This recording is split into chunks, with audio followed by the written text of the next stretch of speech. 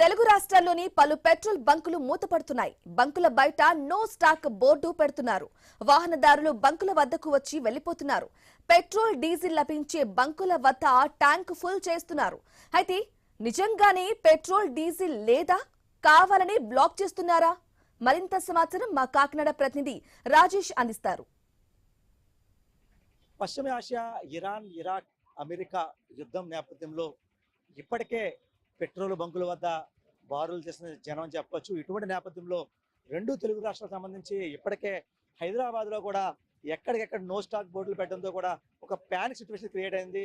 ప్రస్తుతం మనం చూడొచ్చు క్లియర్ వీడియోస్లో ఏవైతే బంక్స్ వద్ద ఇప్పటికే ఓ పక్క పశ్చిమ ఏషియా యుద్ధం సంబంధించి ఇప్పటికే కొంతమంది వినియోగదారులు ఏవైతే పెట్రోల్ సంబంధించి వినియోగదారులు కూడా వారు బారులు తీసిన పరిస్థితి. అయితే ఓ పక్క పెట్రోల్ ఫుల్ ట్యాంకులు కొట్టించుకుంటూ మరో పక్క బాటిల్తో కూడా పెట్రోల్ పట్టుకెళ్తున్న పరిస్థితి. అయితే ఏదైతే ఇటువంటి నేపథ్యంలో ఈ సిట్యువేషన్ సంబంధించి ఈ కాకినాడ జిల్లాలో కూడా ఇప్పటికే ఈ బంక్స్ లో కొన్ని బంక్స్ సంబంధించి పెట్రోల్ కూడా లేదు అని చెప్పి నో స్టాక్ లేని పరిస్థితి. అయితే ఇప్పుడు ప్రస్తుతం మనతో కొంతమంది వినియోగదారులు కూడా వారిని తీసుకునే ప్రయత్నం కూడా చేద్దాం. చెప్పండి, ఇప్పుడు చూస్తున్నాం అంటే ఈ కాకినాడ జిల్లాకే కాదు రెండు తెలుగు రాష్ట్రాల్లో కూడా ఇప్పటికే హైదరాబాద్లో కూడా నో స్టాక్ బోర్డులు పెట్టి ఒక ప్యానిక్ సిచ్యువేషన్ క్రియేట్ అయింది. అయితే ఇప్పుడు కాకినాడలో కూడా కొన్ని బంక్స్లో కూడా పెట్రోల్ లేని పరిస్థితి.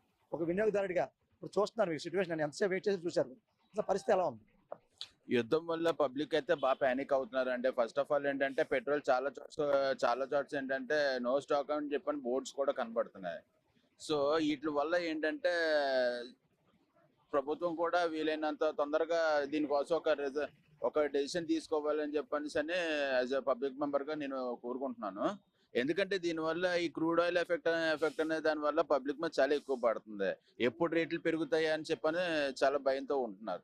అండ్ చాలా చోట్ల ఏంటంటే చాలా మంది ఏంటంటే కొన్ని చోట్ల బంకులు లేకపోవడంతో ఏంటంటే బ్లాక్ లో కూడా ఎక్కువ వెళ్ళిపోయే అవకాశాలు ఉంటున్నాయి బాగా.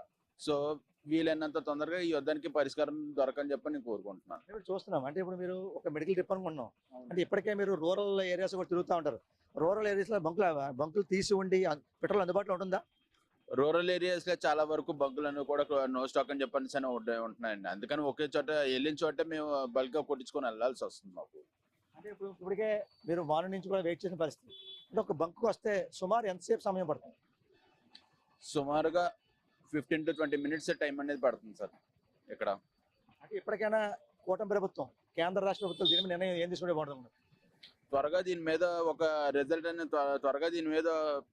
ఒక రిజల్ట్ అనేది తీసుకొచ్చి కేంద్ర ప్రభుత్వం, ముఖ్యంగా కేంద్ర ప్రభుత్వం అండి, ఈ యుద్ధానికి ఒక పరిష్కారం తీసుకురావాలని చెప్పని కోరుకుంటున్నాను.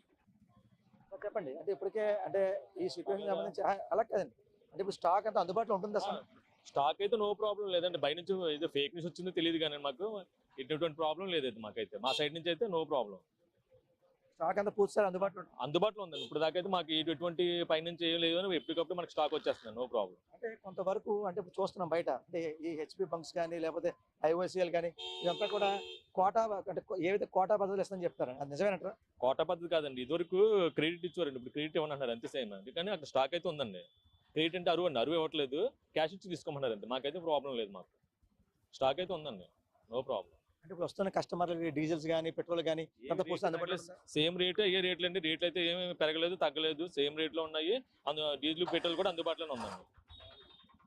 చూసాం కదా ఏవైతే ఈ అంటే హెచ్పిసిఎల్, ఐఓసిఎల్, బీపీసీఎల్ ఇదంతా కూడా అంటే పెట్రోల్ బంక్స్ దగ్గర ప్రెసెంట్ అయితే కొన్ని బంకులో స్టాక్ పరిస్థితి ఉందని చెప్తున్నారు. మరోపక్క కొన్ని బంకుల్లో అయితే పెట్రోల్ కూడా లేని పరిస్థితి. ప్రధానంగా చూసుకుంటే ఈ ఏవైతే పశ్చిమ ఏషియా యుద్ధం నేపథ్యంలో ఒక పక్క రెండు తెలుగు రాష్ట్రాలకు సంబంధించి ఇప్పటికే తెలంగాణలో కూడా ఇప్పటికే ఒక పక్క అంటే వాహనదారులకు ఒక పక్క పెట్రోల్ సంబంధించి 2 వీలర్ వెహికల్స్ వారు, అలాగే డీజిల్ సంబంధించి ఆటో వాళ్ళ వారు ఇదంతా కూడా మేము కొంత ఇబ్బంది అయితే పడుతున్నామో, ఎప్పటికైనా ఈ కేంద్ర రాష్ట్ర ప్రభుత్వాలకు సంబంధించి దీనిపై సరైన దృష్టి సాధించాలని చెప్పి ఒక పక్క వినియోగదారులు అయితే కోరుకునే పరిస్థితి. ప్రధానంగా చూసుకుంటే ఇప్పటికే దీనికి సంబంధించి ఓ పక్క ఏవైతే ఈ కేంద్ర ప్రభుత్వం సంబంధించి ఇప్పటికే ఎన్నికలు జరుగుతున్న నేపథ్యంలో పాండిచేరి, అస్సాం ఇటుపక్క ఎన్నికలు జరుగుతున్న నేపథ్యంలో ఏప్రిల్ 9వ తేదీ ఎన్నికలు అవుతాయి. ఎన్నికల అనంతరం కూడా సుమారు 18 రూపాయల నుంచి 22 రూపాయల ధర వరకు కూడా ఓ పక్క పెరిగే అవకాశం ఉందని చెప్పి కొంతమంది వినియోగదారులు అయితే ఆవేదన వ్యక్తం చేస్తారు.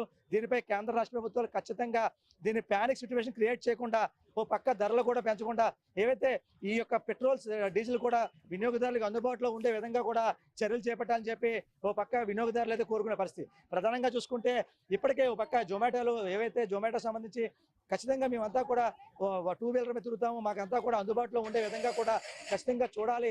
ఈ పెట్రోల్ డీజిల్ సిచ్యువేషన్ రావడం వల్లే ఎలక్ట్రికల్ వైపు చాలా మంది మొక్కు చూపిస్తారని చెప్పి కొంతమంది వినియోగదారులు కూడా చెప్తున్న పరిస్థితి. ఇది ప్రధానంగా చూసుకుంటే ఏవైతే ఈ కాకినాడ జిల్లాలో ఉన్న చుట్టుపక్కల ఈ కాకినాడ, పిఠాపురం, పెద్దాపురం, జగ్గంపేట, ప్రత్తిపాడు, తుని ఈ చుట్టుపక్కల ప్రాంతాలు రూరల్ ప్రాంతాలు ఏవైతే ఉన్నాయో కొన్ని బంకుల్లో కూడా నో స్టాక్ అని పెట్టిన పరిస్థితి. ఇప్పటికైనా దీనిపై కేంద్ర రాష్ట్ర ప్రభుత్వాలు దృష్టి సాధించి ప్రజాలేఖానికి ఇబ్బంది లేకుండా తగు చర్యలు తీసుకోవాలని చెప్పి కోరుతున్న పరిస్థితి. ఇదే కొన్ని తాజా పరిస్థితి. కెమెరా పర్సన్ సతీష్తో రాజేష్, ఐ న్యూస్, కాకినాడ జిల్లా, కాకినాడ నుంచి. పులివెందులలో గ్యాస్ కష్టాలు తప్పటం లేదు.